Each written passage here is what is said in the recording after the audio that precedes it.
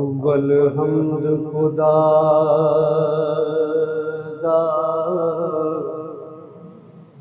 विरद कीजे,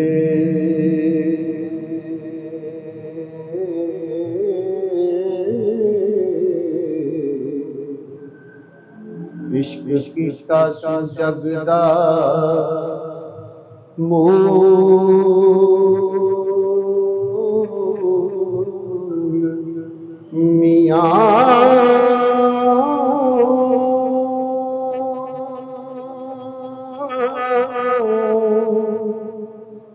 पहला ही रब ने इश्क कीता हो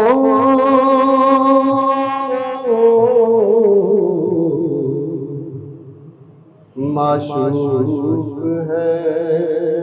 नबी रसूल मियां। इश्क पीर फकीर दा मर्तबा है।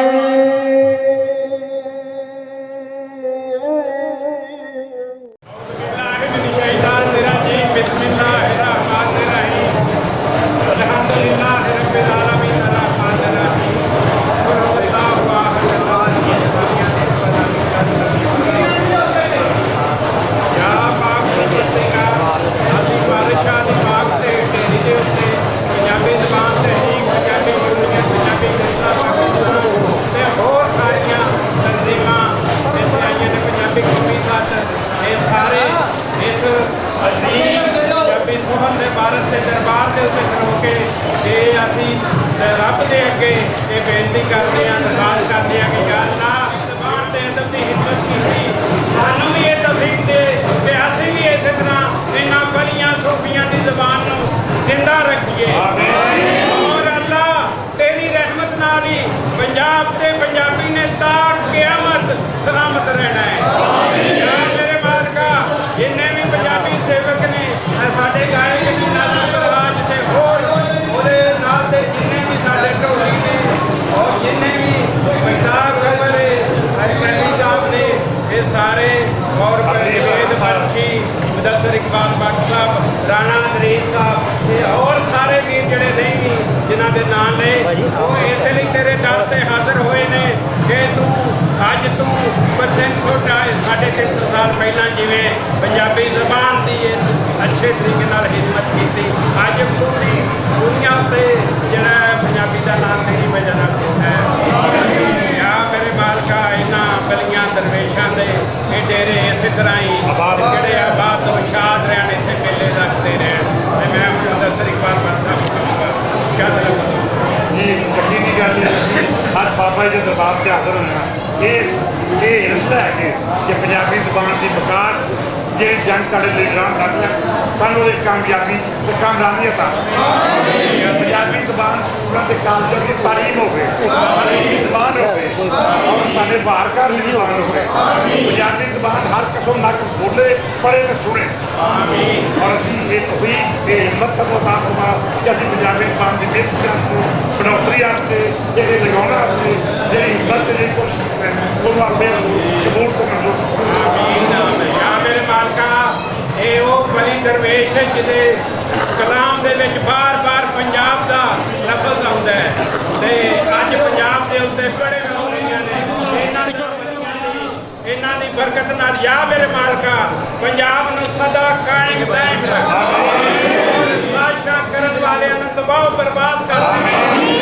या मेरे मालका ये प्यारा वतन हमेशा कायम और दायम रहे। सारे जिन्ने भी इत्थे दे रहने वाले ने बड़ी खुशखुरम जिंदगी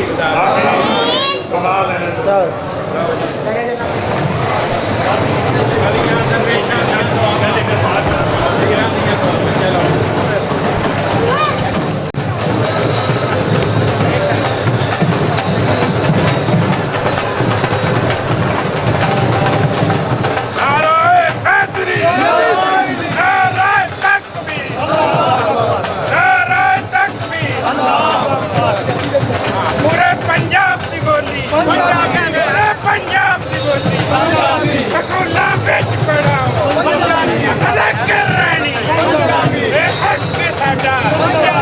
ਕੁੜੀਆਂ ਦੀ ਬੋਲੀ ਪੰਜਾਬੀ ਵਾਰਸ ਦੀ ਬੋਲੀ ਪੰਜਾਬੀ ਬੁੱਲੇ ਦੀ ਬੋਲੀ ਪੰਜਾਬੀ ਬੁੱਲੇ ਦੀ ਬੋਲੀ ਪੰਜਾਬੀ ਬਾਪੂ ਦੀ ਬੋਲੀ ਪੰਜਾਬੀ ਸ਼ਾਹ ਹੁਸੈਨ ਦੀ ਬੋਲੀ ਪੰਜਾਬੀ ਸਾਡੇ ਸਾਰਿਆਂ ਦੀ ਬੋਲੀ ਪੰਜਾਬੀ ਸੂਰਮਿਆਂ ਦੀ ਬੋਲੀ ਪੰਜਾਬੀ ਮਲੰਗਾਂ ਦੀ ਬੋਲੀ ਪੰਜਾਬੀ ਚਲੋ ਪਕੇ ਪਕੇ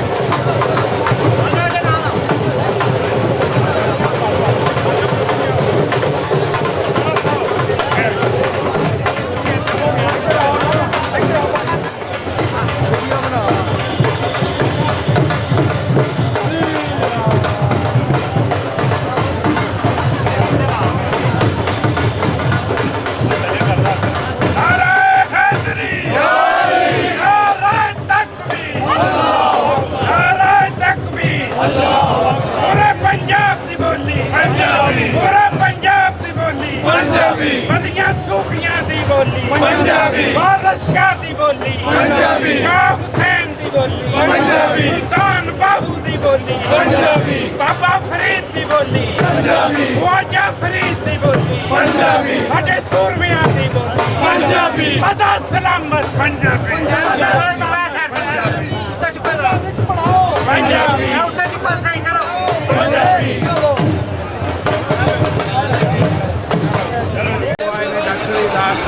ਫੈਸਲਾਬਾਦ ਤੋਂ ਆਏ ਨੇ ਮਰਾਦ ਕੀ ਹੈ ਮਰਾਦ ਇਹ ਵੇ ਕਿ ਇਹਨਾਂ ਸੂਫੀਆਂ ਤੇ ਬਲੀਆਂ ਦੀ ਜ਼ਬਾਨ ਨੂੰ ਜ਼ਿੰਦਾ ਰੱਖਣਾ ਬੜਾ ਹੀ ਜ਼ਰੂਰੀ ਹੈ ਇਹ ਹੁਣ ਵੇਲੇ ਦੀ ਲੋੜ ਬਣ ਗਈ ਹੈ ਕਿ ਅਗਰ ਇੱਥੇ ਅਮਨ ਨੂੰ ਬਰਕਰਾਰ ਰੱਖਣਾ ਹੈ ਤੇ ਪੰਜਾਬੀ ਸੂਫੀਆ ਦਾ ਤੇ ਪੈਗਾਮ ਹੀ ਅਮਨ ਤੇ ਆਸ਼ਕੀ ਹੈ ਅਮਨ ਤੇ ਪੂਰੀ ਦੁਨੀਆ ਦੇ ਵਾਸਤੇ ਅਮਨ ਦਾ ਇਸ ਲਈ ਜੇ ਗਾਂਧੀ ਵੀ ਚੱਲੇ ਵੇਟ ਕਰੋ ਸਰ ਵੇਟ ਕਰੋ ਦੋ ਚਾਰ ਤਸਵੀਰਾਂ ਯਾਰ ਮੁੰਡਿਆ ਜਿਹੜਾ ਬੰਦਾ ਉਹਦੀ ਜਗ੍ਹਾ ਲੈ ਲਾ ਜਿਹੜਾ ਬੰਦਾ ਇੰਟਰਵਿਊ ਦੇ ਰਿਹਾ ਸੀ ਤੁਹਾਡੇ ਨਾਲ ਹੈ ਜਾਂ ਸਾਡੇ ਨਾਲ ਇਹ ਤਾਂ ਪਹਿਲਾਂ ਪਤਾ